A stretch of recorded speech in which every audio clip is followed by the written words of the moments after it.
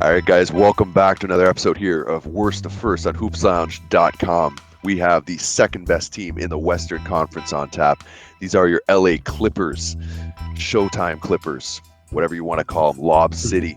We have some additions this year, and pardon me while I read this encyclopedia of names. Lance Stevenson, Josh Smith, Chuck Hayes, Pablo Prigioni, Nikolos, remember him, Nikolos?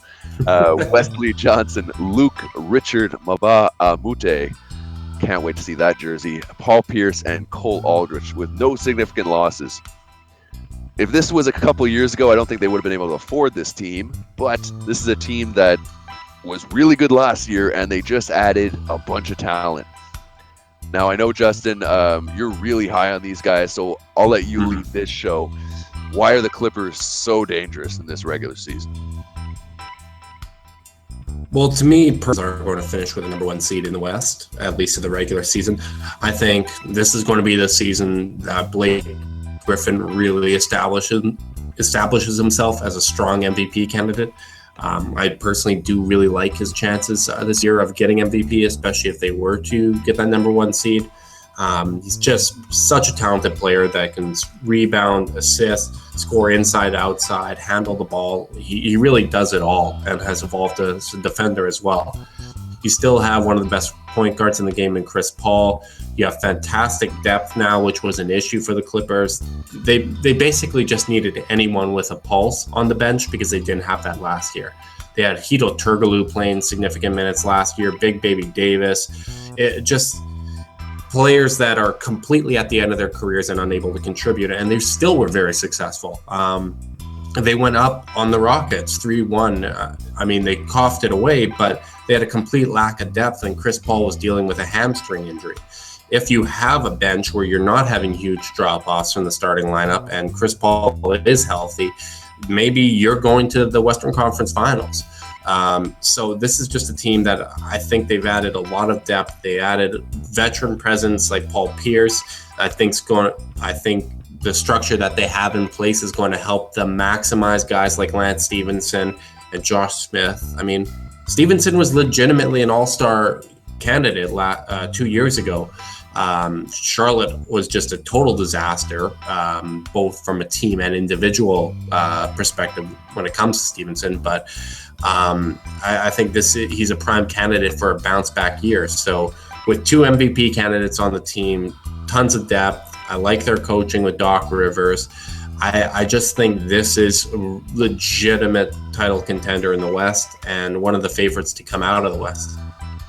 I can see what you're talking about. And I'm going to break my pros and cons into two separate parts. Pros, we forgot to mention, I forgot to mention Matt Barnes. He was one of the guys who left. And I actually think he was a bit more important than some people give him credit for in terms of the continuity, toughness, and everything. But when you look at Lance Stevenson, I agree. I think his talent is immense. I think he was asked to do a lot there in Charlotte. I think playing, third, fourth, maybe even fifth fiddle there in the Clipper land is going to be beautiful for him. He's a very talented guy. He can handle, he can score. I think him next to Chris Paul will not only allow him more opportunities to score, but will allow that kind of leadership and mentorship I think he requires at this stage of his career. I think playing and practicing with Chris Paul will either make or break Lance Stevenson. I think he'll either, and the same thing with Doc Rivers, I think he'll either take this and really turn into perhaps a 6th man of the year candidate, that kind of guy. I can see that happening. Or he just breaks and his NBA career is in shambles. So I think that's a huge positive. I think, what you mentioned before, Blake Griffin, I can hate on him all I want for certain aspects, but you're completely right in everything you said. He's completely dominant. The fact that he can handle the ball, to me, at his size and athletic ability, is just so untouchable. His ability to dribble around someone his size and then just fly over and he hits his free throws, which is a good segue because this is my concern. You have Josh Smith and DeAndre Jordan on one team, but they're going to block a lot of shots. I get that. Josh Smith is going to catch a lot of lobs. I get that. He's going to rebound, but he's also going to shoot 5 from 13 like in preseason. He's also going to shoot 0 from 3 from the 3. He's also going to hit none of his free throws like DeAndre Jordan. So I kind of worry about Lance Stevenson, but I really worry about Josh Smith. Number one, because he was on our Bynum Gang team, who, for those who haven't watched this, are players who just kind of go team to team and make them worse, even though their talent shouldn't say that happens. I think he's one of those guys. Look, just on talent, I see why he fits. It makes sense. He fits their style. He can replace both front court positions on, for small periods of time. But, the hack of DeAndre that happened, it's going to get real ugly with him and Josh Smith. And maybe in the regular season, it's not won't affect them as much. So we'll keep it confined to that argument. But I think that Josh Smith has the ability to really mess this team up. I think if they would have just gotten Lance and not Josh, I would be more on your train. I think Josh, to me, spoils it a little bit because I've seen the carnage which he's brought to teams again and again and again. Well, I'm not going to act like that isn't a possibility, but at the same time, I think you're kind of ignoring how good he was for Houston and how much better he made Houston. Played alongside a center that also couldn't shoot free throws in Dwight Howard, similar to DeAndre Jordan. They weren't killed by that. They were a better team because they had Josh Smith. Being cut from Detroit and away from Detroit kind of served as a wake-up call for him. And I mean, I don't think that Houston's leadership structure is stronger than what the Clippers have. I mean, the Clippers have Chris Paul, they have Doc Rivers, they have Paul Pierce. You have a lot of veteran guys there. You have Chuck Hayes, who a lot of people are talking about transitioning into coaching once he's done. Like, you have a lot of really strong personalities there that are going to be able to rein him in. I'm not going to overreact to one preseason game where he shoots just a little bit below 50%.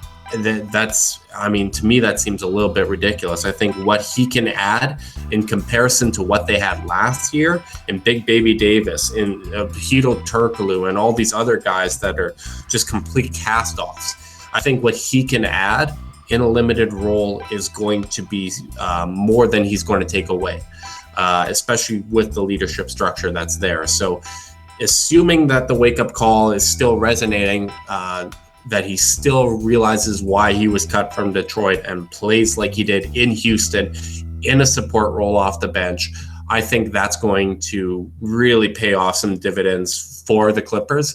And I think if you kind of stagger the minutes of DeAndre Jordan and Josh Smith, not have them on the court at the same time, that's going to help. As much as you want to talk about the hack of whoever player, it hasn't, I mean, it translates to ugly basketball. It hasn't necessarily always resulted in wins. And there's only so many fouls that you can give.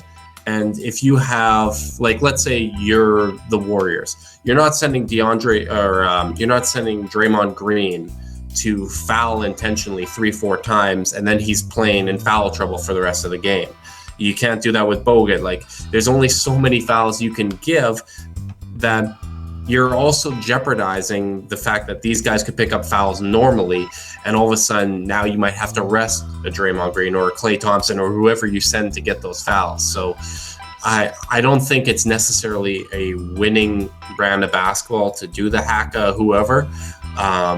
So I don't have the same concerns. I mean, it is a concern, but I just don't think that's going to be something that's going to be a fatal flaw in this roster. Okay, well, we'll see how the chips play out. I do agree with you talent-wise that makes a lot of sense. It's just a gut feeling. Now, the most impressive thing for me was the upgrade at the 3 position. I mean, as much as we can speak about these other guys, the loss of Matt Barnes and gaining Wesley Johnson, who I think was a bit underrated, playing for the Lakers and such. A guy very athletic. Well, I mean, he's another guy they can throw out there. And the guy with the longest name in the world, Luka Richard Moot. Luka Richard Mbamute. I think that would be Wesley Johnson was awful. Like, he's going to be able to play. I'm okay with starting him next to those guys. He can kind of shoot a little bit. Overall, he's a really bad player. But I think it still adds a little bit of depth. It's going to allow them to rest Paul Pierce. And I think what they do in the playoffs is not going to involve Wesley Johnson as much, and I think they're going to be a better team in the playoffs because they're not involving him as much. But he's a bit of a stopgap. He's going to give Paul Pierce that rest, and I'm fine with him in that role. Could you see Josh Smith playing some three for them, or at this point of his career? Good Lord, no. I mean, you talked about his 3-point shooting before. They need spacing more than anything. I'd be more comfortable just biting the bullet and putting JJ Redick at the 3. I don't know if you saw in preseason, but he's added a considerable amount of strength and weight. He's looking pretty big, and he's going to get exposed by some people. But I think that's not going to hurt them as much as putting Josh him Smith and Lance Stevenson at the wings just kind of cause some trouble that way. It'd be interesting because the 4-5, you are big enough with Blake and DeAndre. You can't afford to lose some size at the 3. Be an interesting kind of play. But yeah, and like you said, you can cross matchup. You can put Lance Stevenson at shooting guard, and defensively, he can guard some small forwards. I mean, he would guard LeBron when he was with the Pacers. Like he has experience doing that because he does have that length. So I think you can cross match a little bit there and not really drop off too much.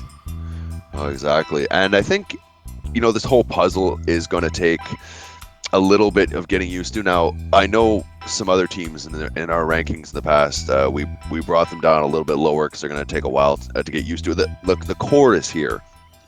It's not like DeAndre, Blake, or Chris Paul, or probably Redick are not going to start. So, but I think there is going to be a lot of playing around in terms of rotations. And I know that sounds obvious, but I think Doc Rivers is going to have a lot of tinkering time because I think just based on the talent, there's going to be a lot of wins that come out of this team.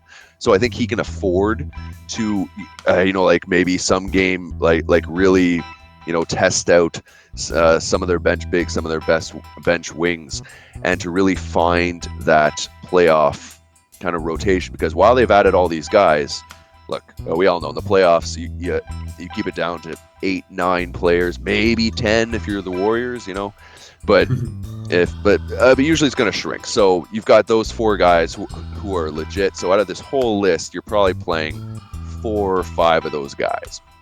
Right. Chances are.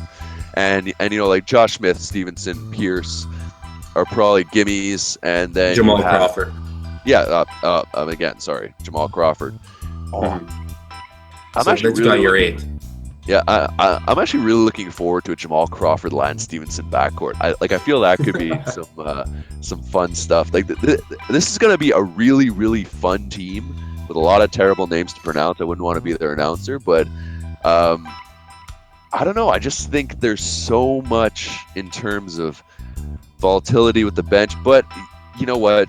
To play to your point, even though you didn't say it, you know what? These are bench players. So as much as these guys, maybe I'm completely right with everything I'm saying, it still doesn't really affect your starting team. And as long as 20% of these guys show up, you're like, that's more or less good enough. If 50% show up, you're like, wow, that's really good. If 75% show up, you're like, this is why you're number 2 in the West. It's like late round picks in fantasy football. You only need like 1 or 2 of them to hit, and it can change your entire season.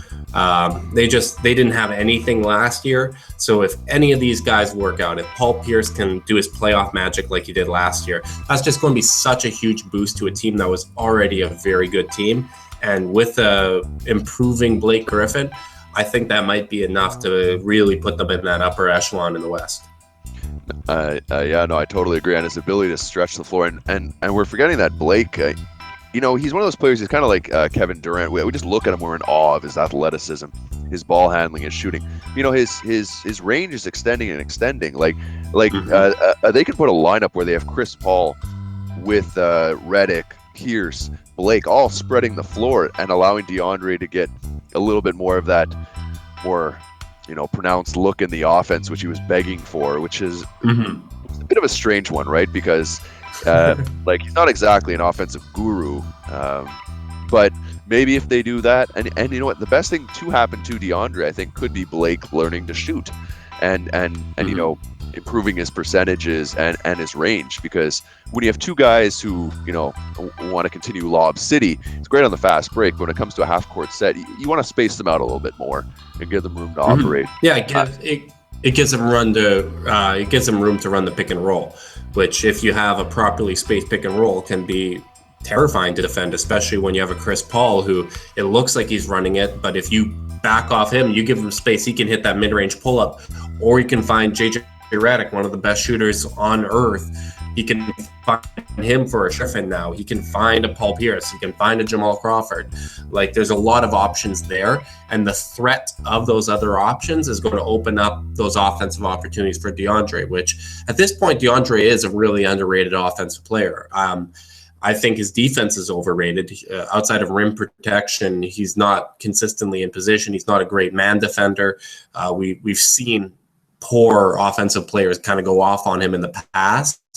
But his offense, people criticize him for the lack of moves or whatever, but he moves well off ball. He executes well in the pick and roll. He's an elite finisher. There's not many people that finish better than him. He's +%. I mean, he's a very good offensive player within that defined role. And I think the threat of other options is going to help maximize his offensive ability. Exactly. Well, listen, if nothing else, this is going to be a league pass team for a lot of people out there. We have them the second best in the West. A lot of talent, a lot of fun. You guys got to check them out. We want to know your opinions. Did we rank them too high, too low? The LA Clippers, leave comments below. From Justin and myself, we'll catch you next time. Worst to first, hoopslounge.com. Catch you next time.